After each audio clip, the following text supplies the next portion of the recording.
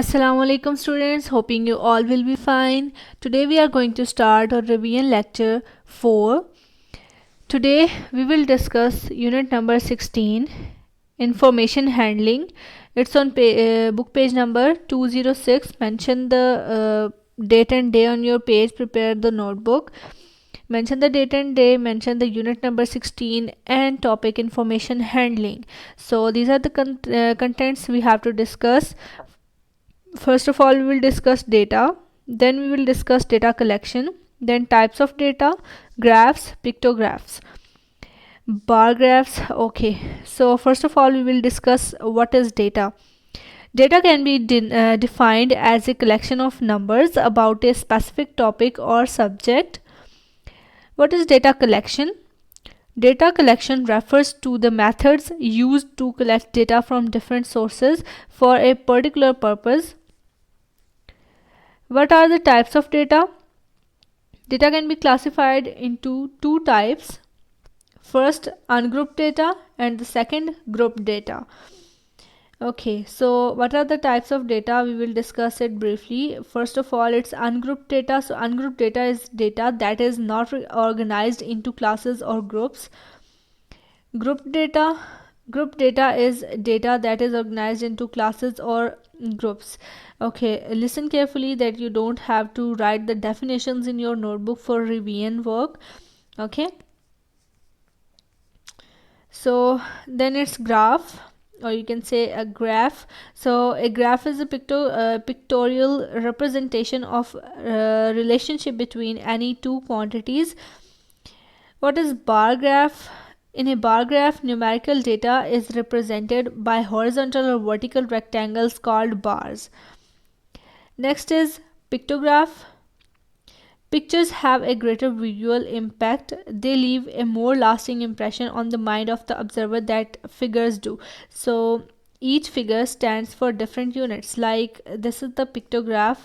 In this column, it's mode of transport given. Mode of transports are bus, car, walking, and bicycle.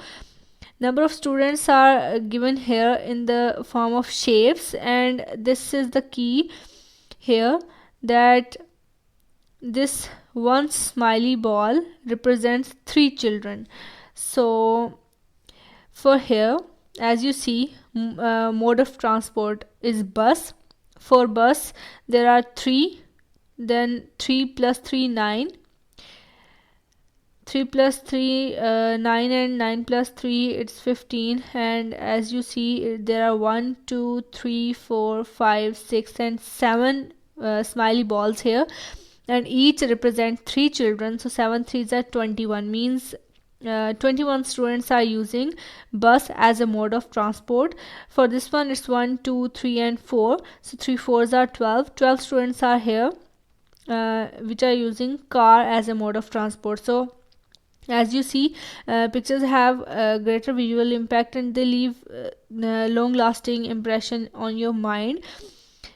And it can represent clearly, like you have taken a key, which thing is representing how many students, or how many that quantity or whatever. Okay, next is we will start exercise 16 today.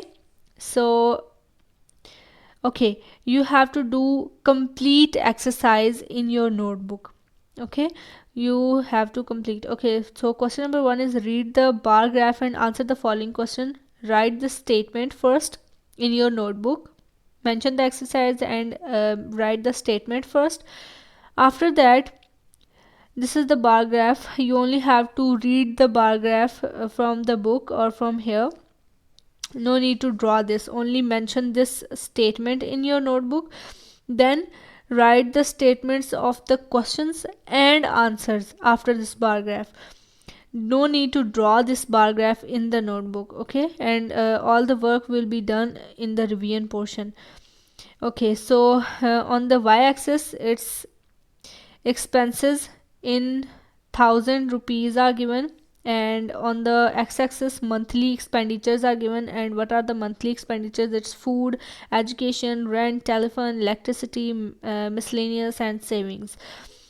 and these bars are representing the quantity, or you can say the expenses on food, education, rent, telephone, electricity, miscellaneous, and savings are not expenses, but it's included in this.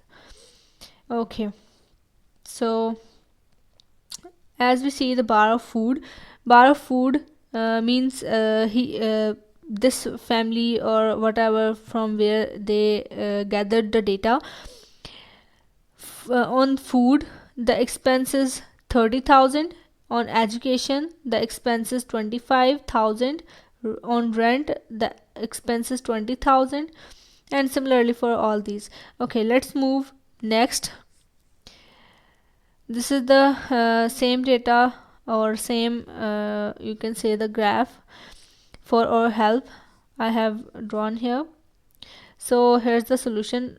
Now no need, I have told you that no need to draw the bar graph, you only have to write these questions and answers in your notebook. So first question is, what is the general information given by the bar?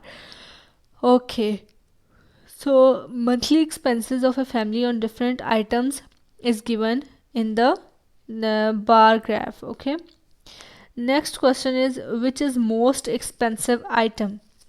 So food is most expensive. Why? Because the longest bar in all of these bars is the bar of food. It's 30,000. So food is most expensive item. Next is, what is total monthly expenditure of family? So you have to tell the total monthly expenditure. So as I have told you that savings are not included in expenditure, so we will add all these expenses to tell our monthly expenditure. So we will sum all the expenses: food plus education plus rent plus telephone plus electricity plus miscellaneous. Savings are not expenses. Okay, now we have to add all. For food it's 30. We will collect data from here. The bar of food is on 30. For education it's 25. For rent it's 20. For telephone it's 15. For electricity it's also 15. For miscellaneous it's 10. After adding these we got 115. So total monthly expenditure, as it's written here in the question, that expenses in 1,000 rupees are given here. Means here 5,000, 10,000, 15,000, 20,000, 25,000, 30,000, and 35,000. So total monthly expenditures are in thousand, so we will say that it's rupees 15,000. The total monthly expenditure is. Okay, so next question is, which is the least expensive item? So miscellaneous expenses are the least expensive items, so it's on 10. Okay, the smallest bar is of miscellaneous. Next is, what is the total income of the family per month? So you have to tell the total monthly income. Okay, as you see here, saving and expenditures are given, so we can add them to get total income. So for total income we will add expenditures and savings.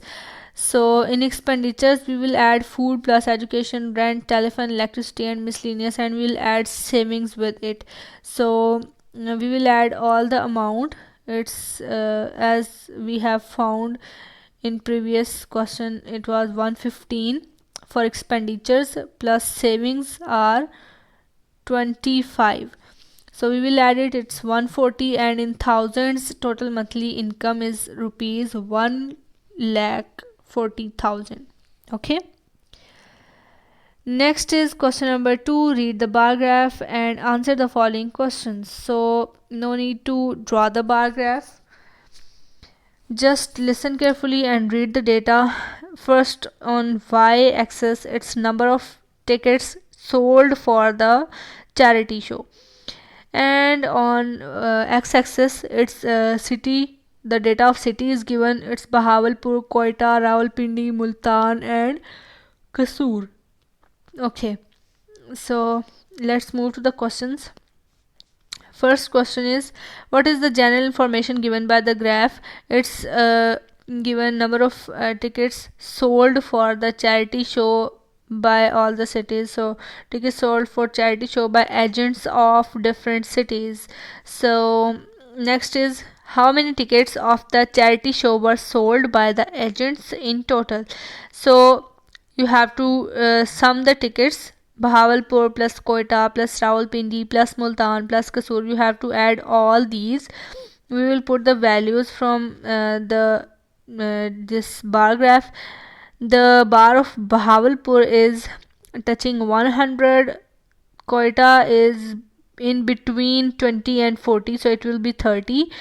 Rawalpindi is in between 80 and 100, so it will be 90. Multan is between 40 and 60, so it will be 50.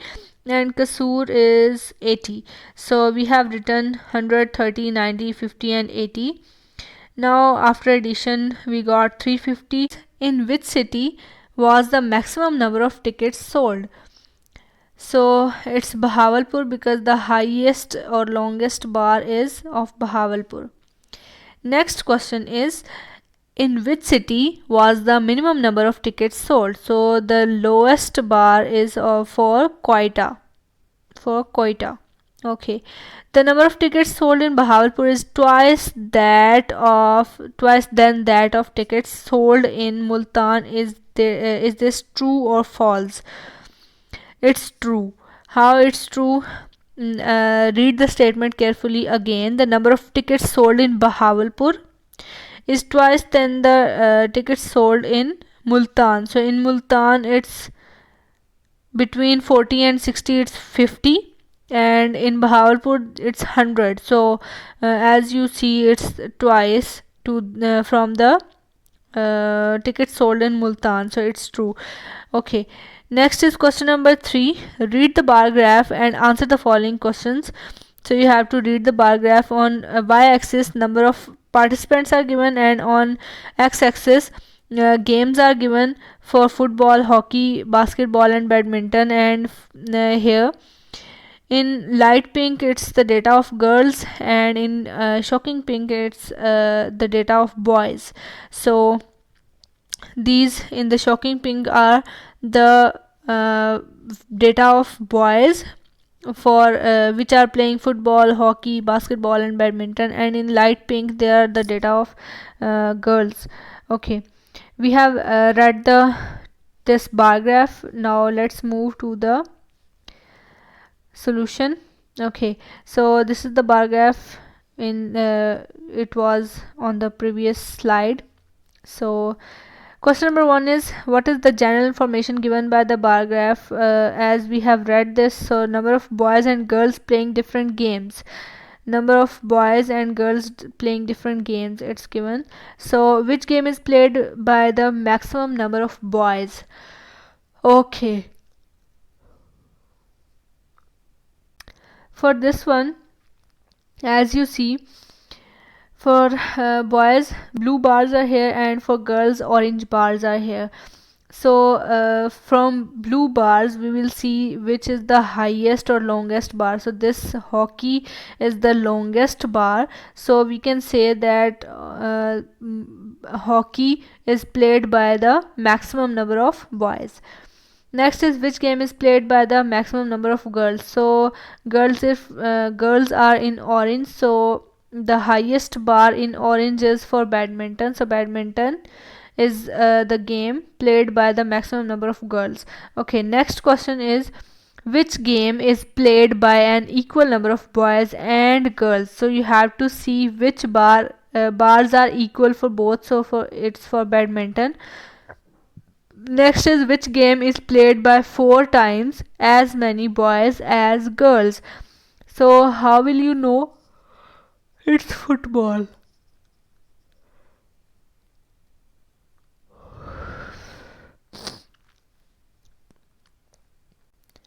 So how will you know? It will be football, because as you see, for girls it's 20 and for boys it's 80. So it's 4 times as many boys as girls. Okay, next is how many boys and girls play hockey in total. So for hockey, boys are 90 and girls are 50. So 90 plus 50, 140.